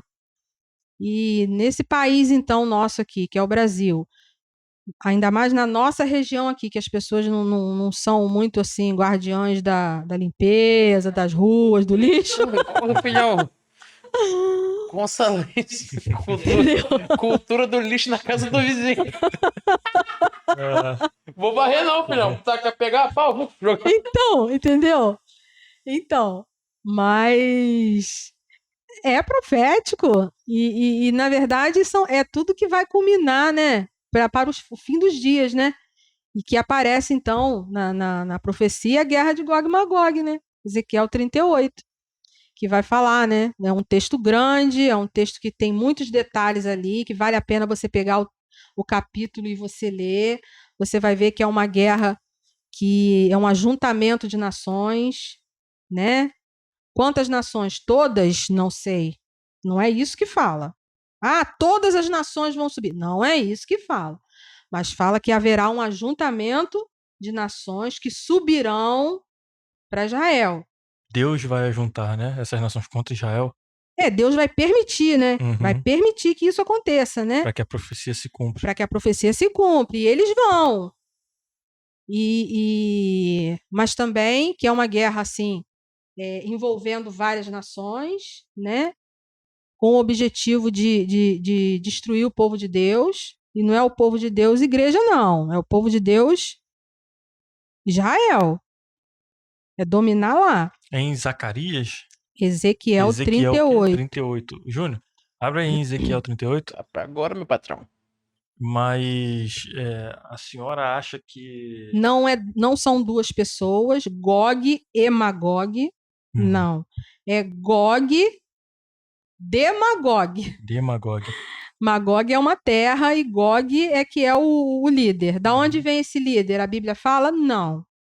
Não tem especificando isso, mas dá uma palazinha que vem das terras do norte, Norte. esse Gog, né? E se a gente pegar dali de Israel e apontar para o norte mesmo, cai na Rússia, né? Mas tem outros países ali também, né? Mas como a Rússia é o país de mais força ali, né? Lê aí pra gente. Então, É grande. Ezequiel, você quer que eu leia de onde até onde? Só falar. Em qual É versículo, mais ou menos? capítulo, filho. É um capítulo inteiro. Não sei se vocês vão ler isso tudo, não. Se eu ler tudo, vai realmente estender, porque é grande, meu amigo. Mas um pouco aí, só pra gente entender um pouco. Então, esse início aqui já dá pra elucidar bem. Ó, esse início aqui, Ezequiel 38, 1, né? Veio a mim esta palavra do Senhor. Filho do homem, vire o rosto contra Gog, da terra de Magog. O príncipe... Percebeu? O próprio texto fala da terra de Magog.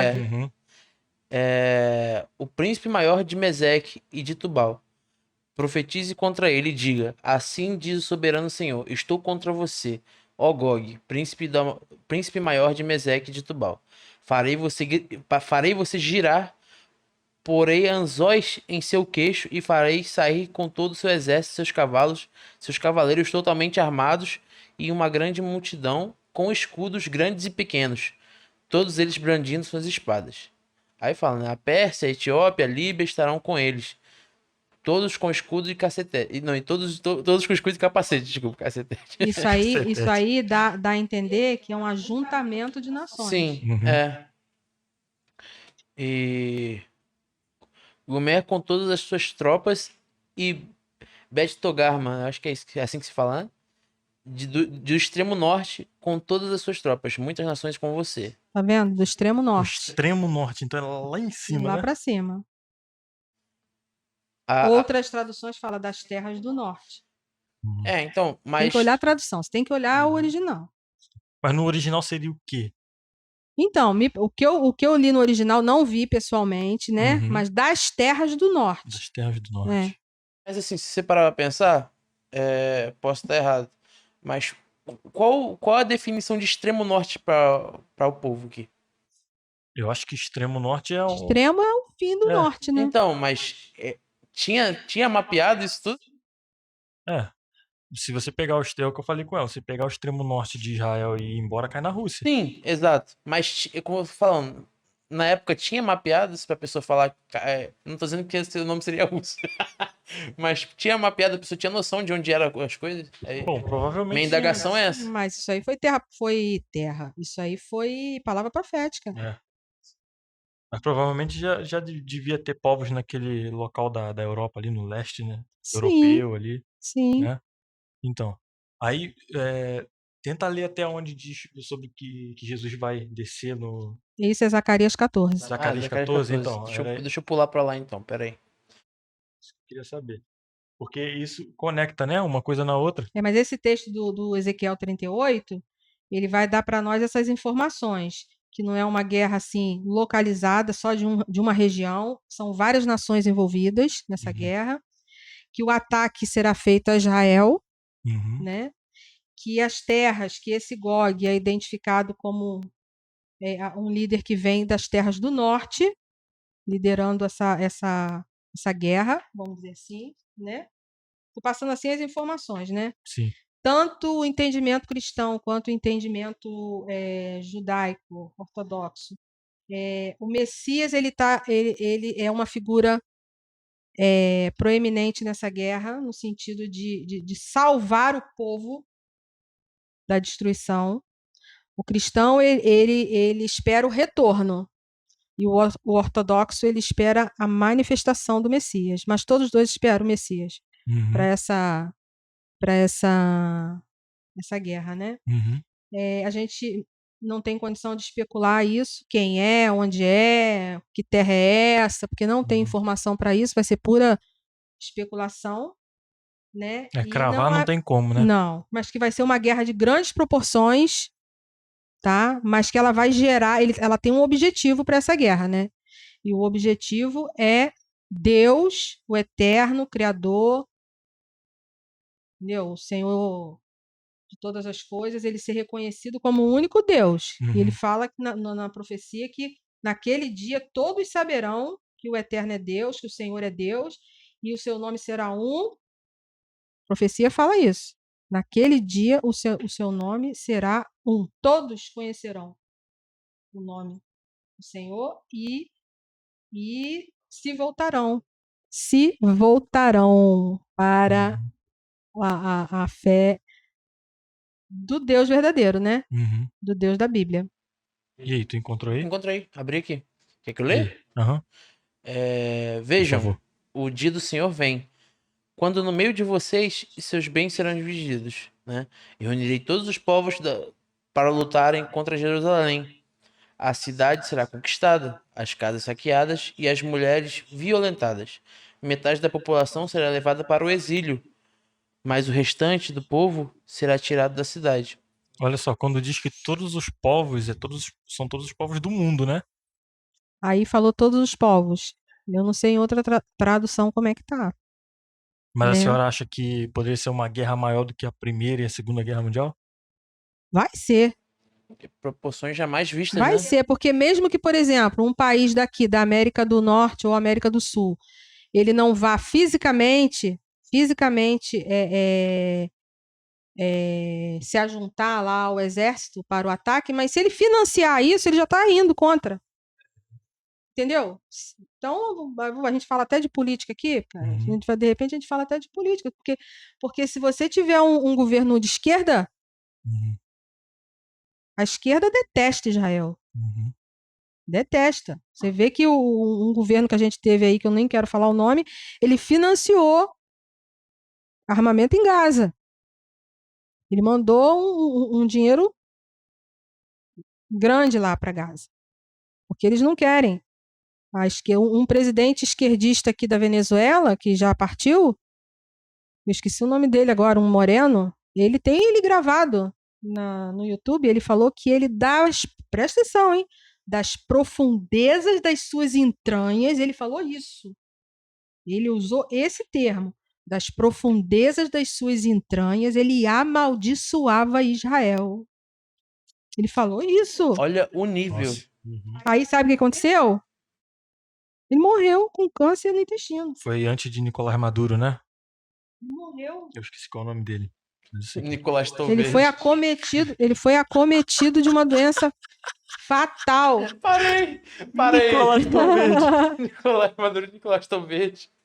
Ah, não, mano, para. Que Agora você piadinha vê, ruim, ele diz cara. que das entranhas dele, ele amaldiçoava. Ele foi acometido da enfermidade nas entranhas dele. Uhum. Doideira, né, cara? Pagou com a própria boca. Uhum. É. A esquerda não gosta. A esquerda, Hugo Chaves. sei lá, eu acho que é. Um moreno. Eu acho que é esse o nome dele. Também não faço a menor ideia. É, mas enfim, continua o texto aí, porque eu quero que a gente chegue onde essa guerra vai terminar. Uma Né? pergunta que eu tive também aqui agora, que me veio. Eu sei que, por exemplo, você até doar dinheiro, você ir contra, né, o lugar. Mas, por exemplo, por qual motivo o mundo se viraria contra Israel? Eu acho que não ficou claro para as pessoas ouvindo. Olha, desde que Israel é Israel, sempre houve um problema, porque o problema ali não é político, o problema ali é espiritual. O problema daquela região ali é um problema espiritual. É o único país democrata naquela região ali. Só Israel tem uma democracia. Os outros, ninguém ali é uma democracia. Né? E quando Israel voltou para ali, eles não viram aquilo ali com bons olhos. Aquilo ali foi foi uma espinha de peixe atravessada na garganta deles.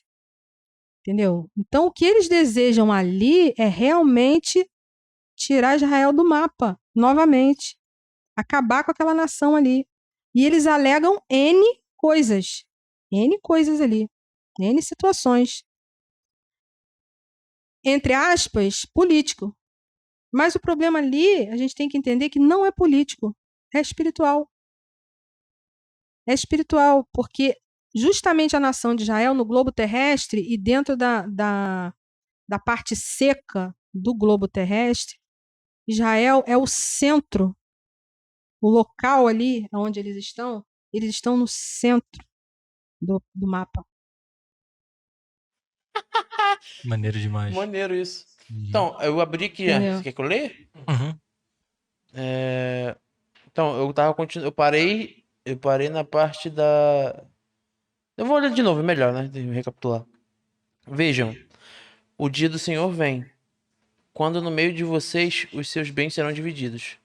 E reunirei os povos para lutarem contra Jerusalém. A cidade será conquistada, as casas saqueadas, as mulheres violentadas, metade da população será levada para o exílio, mas o restante do povo não será tirado da cidade.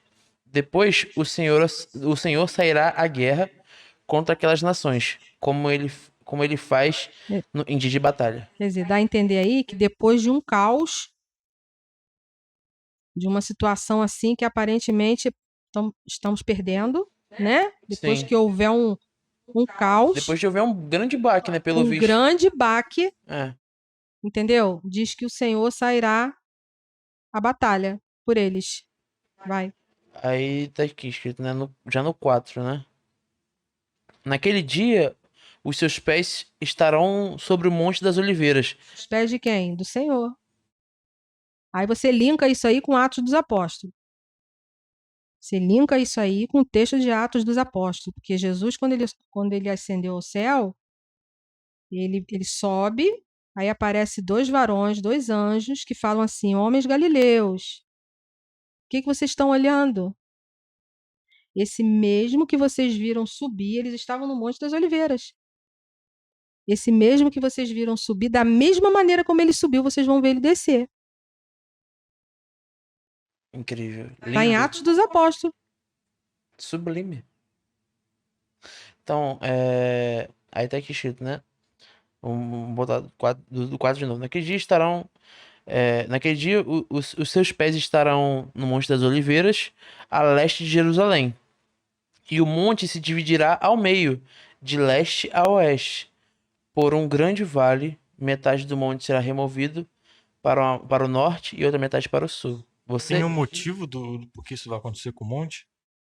Então, porque do Monte das Oliveiras, eu tenho uma foto aqui da minha filha no Monte das Oliveiras, olhando para o templo, onde aparece a Porta Dourada. Tem um cemitério no meio do caminho, né? Ali você vê um cemitério que foi feito.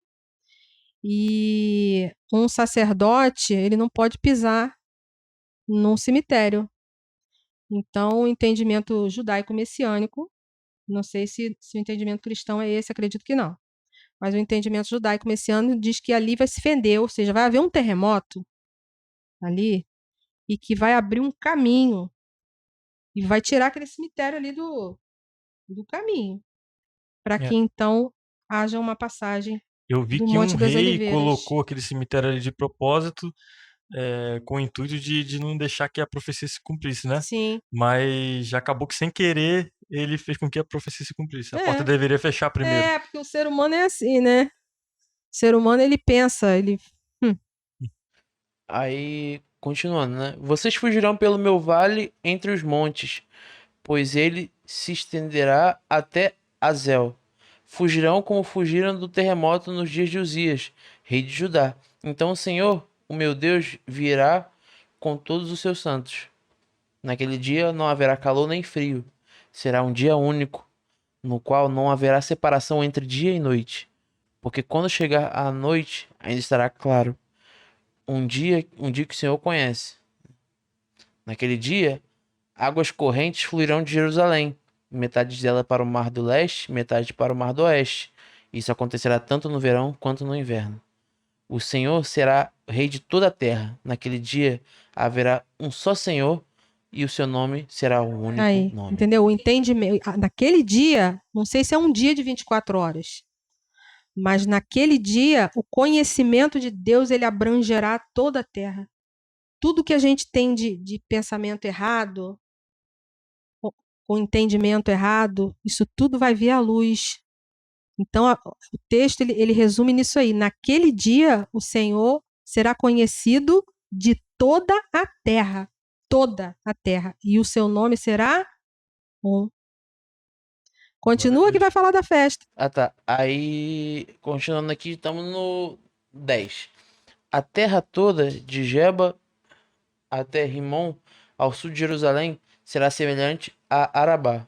Mas Jerusalém será restabelecida e permanecerá em seu lugar, desde a porta de Benjamim até o lugar da primeira porta, até a porta da esquina, e, e desde a torre de Hananel até os lugares do rei.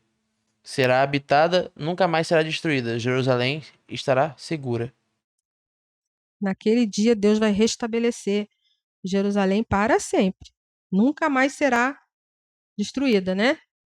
Aí vai até a festa, só até a festa. Aí tá aqui, nós já estamos no 12, né? Esta é a praga com qual o Senhor castigará todas as nações que lutarem contra Jerusalém. Sua carne apodrecerá enquanto estiver ainda de pé. Seus olhos apodrecerão em suas órbitas, e sua língua apodrecerá dentro de suas bocas. Naquele dia, grande confusão dominará as nações, causada pelo Senhor. Cada um atacará o que estiver ao seu lado. Também Judá lutará em Jerusalém. A riqueza de todas as nações vizinhas será recolhida, grandes quantidades de ouro, prata e roupas.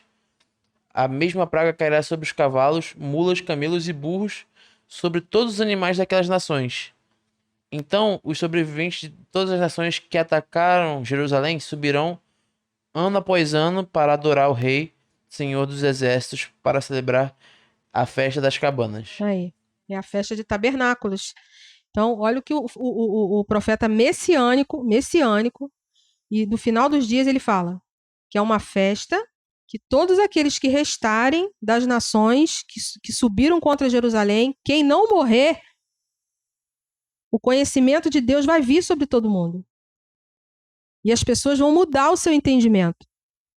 E vão reconhecer a soberania do Deus de Israel. E vão subir de ano a ano para festejar a festa das cabanas, ou seja, a festa dos tabernáculos. E como é essa festa?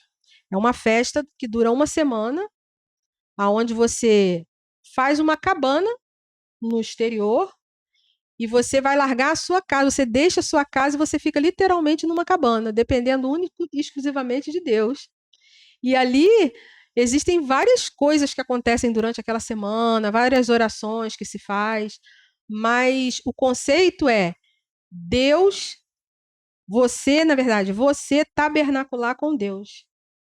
E Deus tabernacular com você. É você e Deus ali naquela semana. É os dois juntos, um numa comunhão Esse é o com o conceito? outro. Esse é o conceito. Entendi, O conceito é esse. entendi. Então, no fim das contas, essa guerra vai acabar é, pra glória de Deus, de qualquer Para a forma, né? glória de Deus. Mas Entendi. vai haver muito sofrimento. Uhum. Muito sofrimento. E a igreja precisa estar ligada nisso, porque a igreja ela não deve entrar nessa situação. Na verdade, ela deve apoiar a Israel e orar por Israel, porque Israel é a figueira, Israel é o relógio de Deus, é lá que se cumprem as profecias, entendeu? Nós recebemos só a rebarba da situação, entendeu? Uhum. Mas Júnior acabou de ler ali, ó, ai daquele das nações que se levantarem contra Israel, como que eles vão ser feridos? Agora, essas feridas aí que Júnior leu, isso é o quê? Uma praga? É o quê? Uma doença? É alguma coisa que vai vir sobre a terra? Não sei, mas vem de Deus. Entendi. Então não cabe a gente ficar imaginando, conjecturando o que pode acontecer.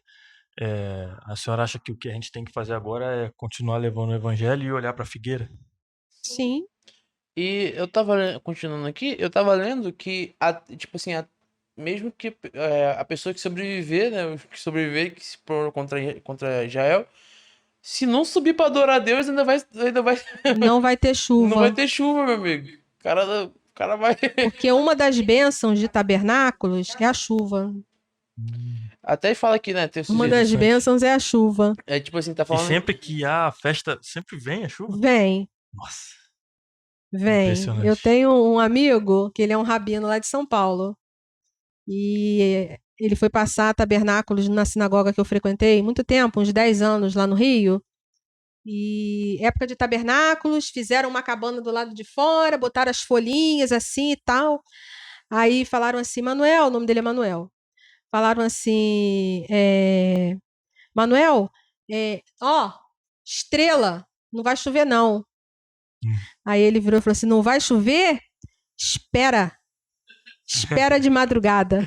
Rapaz, de madrugada. Saiu todo mundo com um colchonetezinho na mão, procurando abrigo, porque a água desceu, rapaz. Glória a Desceu Deus, ali. glória a Deus.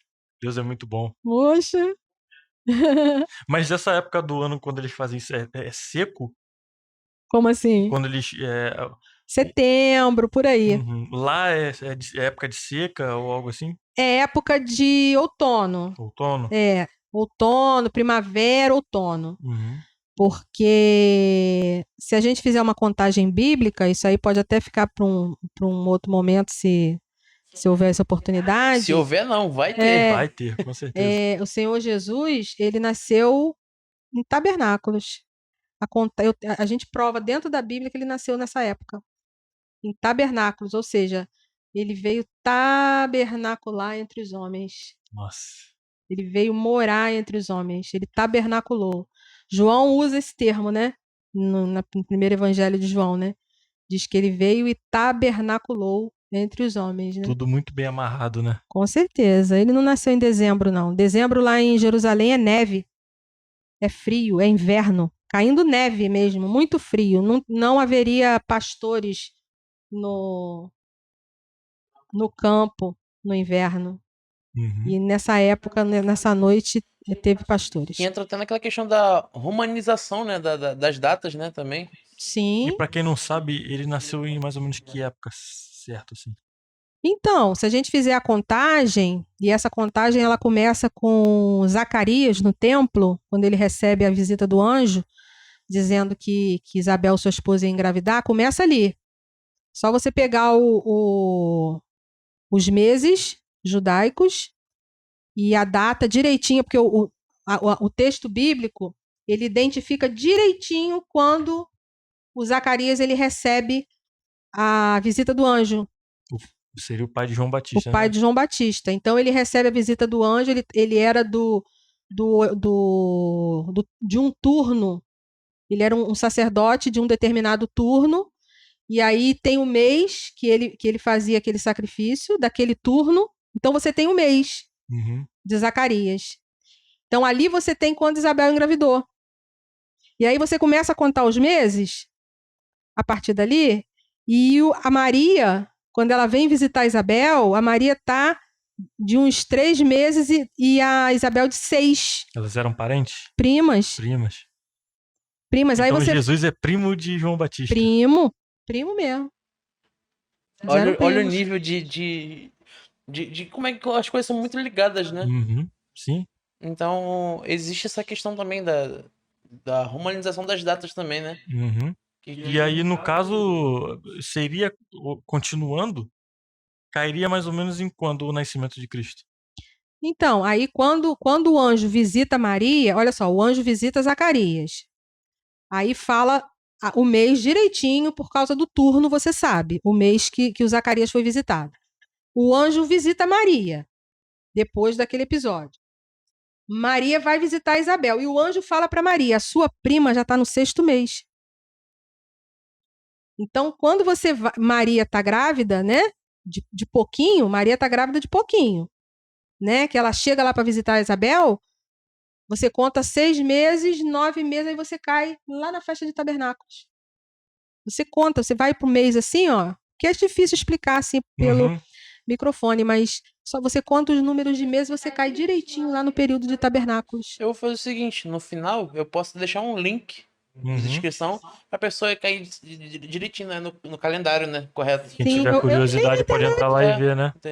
Aí cai Legal. direitinho no período entre que tabernáculos cai no mês de Tishrei, em hebraico, né? É o mês nosso de setembro, final de setembro, mais ou menos por ali. Entendi. Então, tu quer fazer alguma pergunta? Olha, as perguntas que eu quero fazer eu vou deixar para um próximo episódio. Isso. Para encerrar, eu queria saber sobre a Arca da Aliança, né? O que ela é, o que ela representa, né? O que a senhora acha disso? O que a senhora entende sobre isso? Então, a Arca da Aliança foi um dos objetos que foi mostrado para Moisés. Moisés foi levado aos mundos elevados. Eu só sei falar nesse termo. Não tá certo. Moisés foi levado aos mundos elevados, onde existe um templo espiritual, um templo numa outra forma, não sei, não é na nossa, né? De madeira, não é assim, mas é de uma estrutura que eu não sei explicar. Sim.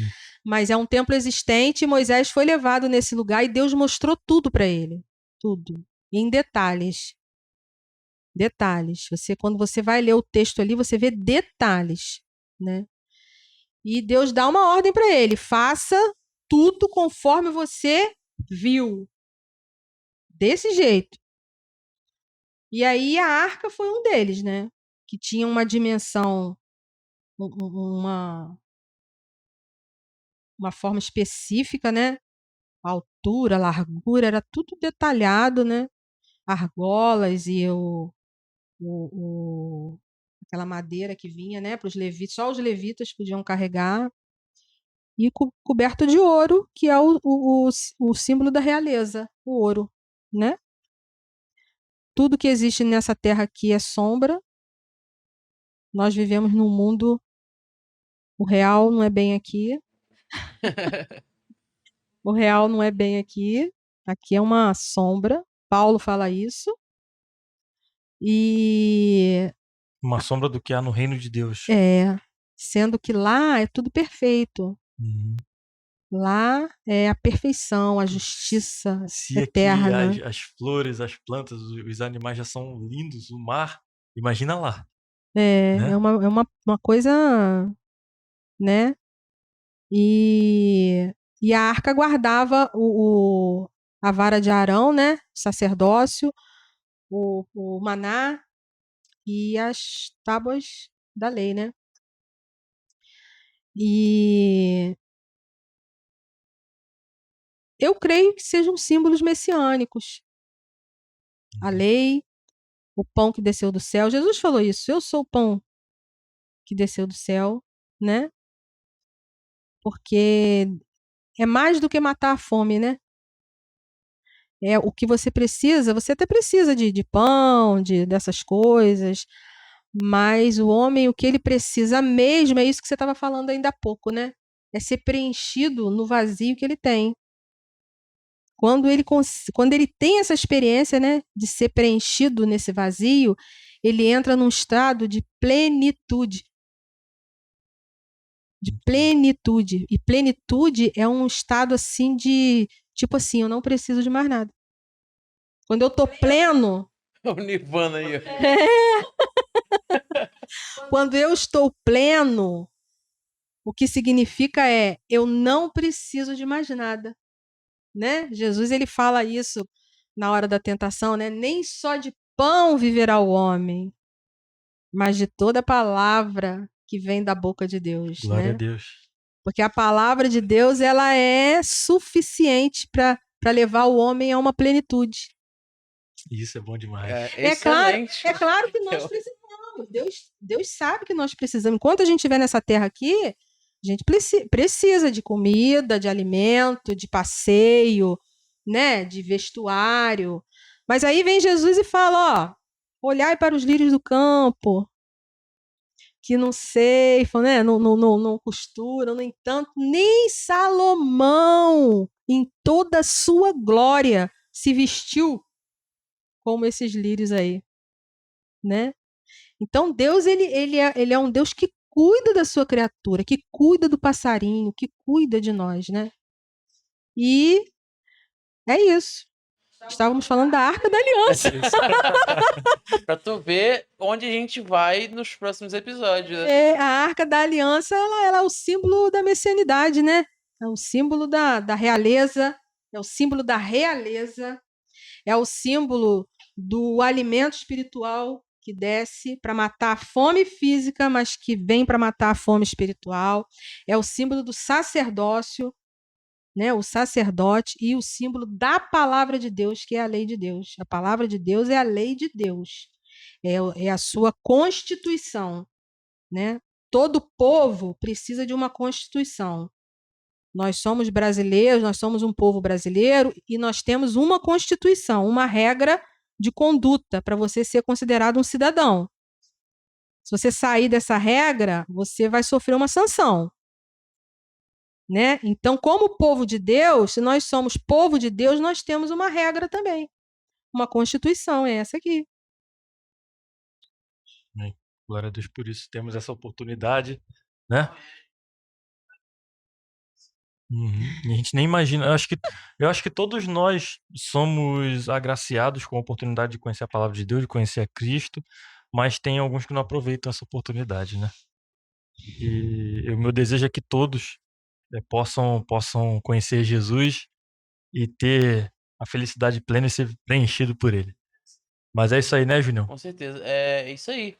Galera, esse foi mais um episódio aí, né? Tivemos a presença ilustre. Ilustre nada, que isso? Da nossa amiga, professora e irmã em Cristo, irmã Márcia, né? E assim, foi um episódio edificante. Como eu falei no começo, a gente teve uns problemas, né? Que a gente teve que gravar episódios hoje. Gente, eu tô cansada demais. Mas aí, foi muito bom. Eu, sinceramente, vou aproveitar aqui a oportunidade, o palanquinho, pra falar, foi melhor do que o primeiro. Eu acho, com certeza, sem sombra de dúvida. Eu achei muito melhor do que o primeiro, entendeu? Então, assim, foi um prazer, né? Não tem convite que tu vai, já é um negócio que vai ser intimado, vai vir de novo. É certo. Inclusive, a irmã falou, assim que a gente terminou o primeiro, que a gente ficou um pouco frustrado por ter saído Não o áudio gravou, ruim, né? gente. Ela até disse, tudo é segundo o plano de Deus, né? E se teve de ser assim, então que assim seja, é pra glória de Deus Com certeza. e é isso. Que Então, possa edificar a todos. é verdade. Então, quer falar mais alguma coisa, irmã? Não, quero agradecer a oportunidade, só isso, né? Para mim foi a primeira vez que eu gravei assim. E agradecer a oportunidade, agradecer a Júnior, Tiago e a Deus por me dar essa oportunidade aí de compartilhar algumas coisas com os irmãos. Algumas coisas a gente vai conseguir com certeza chamar de volta. E ainda tem mais coisas, hein? Meu Deus do céu. E as perguntas? Cara, é que a gente, pessoal, a gente limitou um pouquinho as coisas, né? Vamos particionar pra virar uma temporada. É isso aí. Então, Mas, galera, é isso aí. Fiquem com Jesus. Deixem o like, se inscrevam no canal, ativem o sininho, né? E é aquilo. A gente falou no outro episódio sobre a vaquinha online para fazer para câmera, né? Mas esqueçam isso por enquanto. Ajudem no que puder aí no link que vai estar para ajudar o pessoal de Petrópolis aí, sim, que eles estão muito precisando importante, muito. pessoal. E é isso. É isso, galera. O evangelho é isso, ajudar o próximo. Com certeza. Ressaltando o que o Thiago falou, galera, ajudem no pessoal de Petrópolis. Né? Vai estar tudo aí embaixo, eu vou deixar mastigadinho para vocês, link na descrição, no comentário fixado. Então, pessoal, compartilhem esse podcast, isso ajuda muito. Curtam, e é isso. E comentem o que vocês acharam desse episódio. Pode criticar à vontade, pode falar as Isso aí. paradas aí à vontade, pessoal. Obrigado! Fiquem na paz e até o próximo. Tamo junto.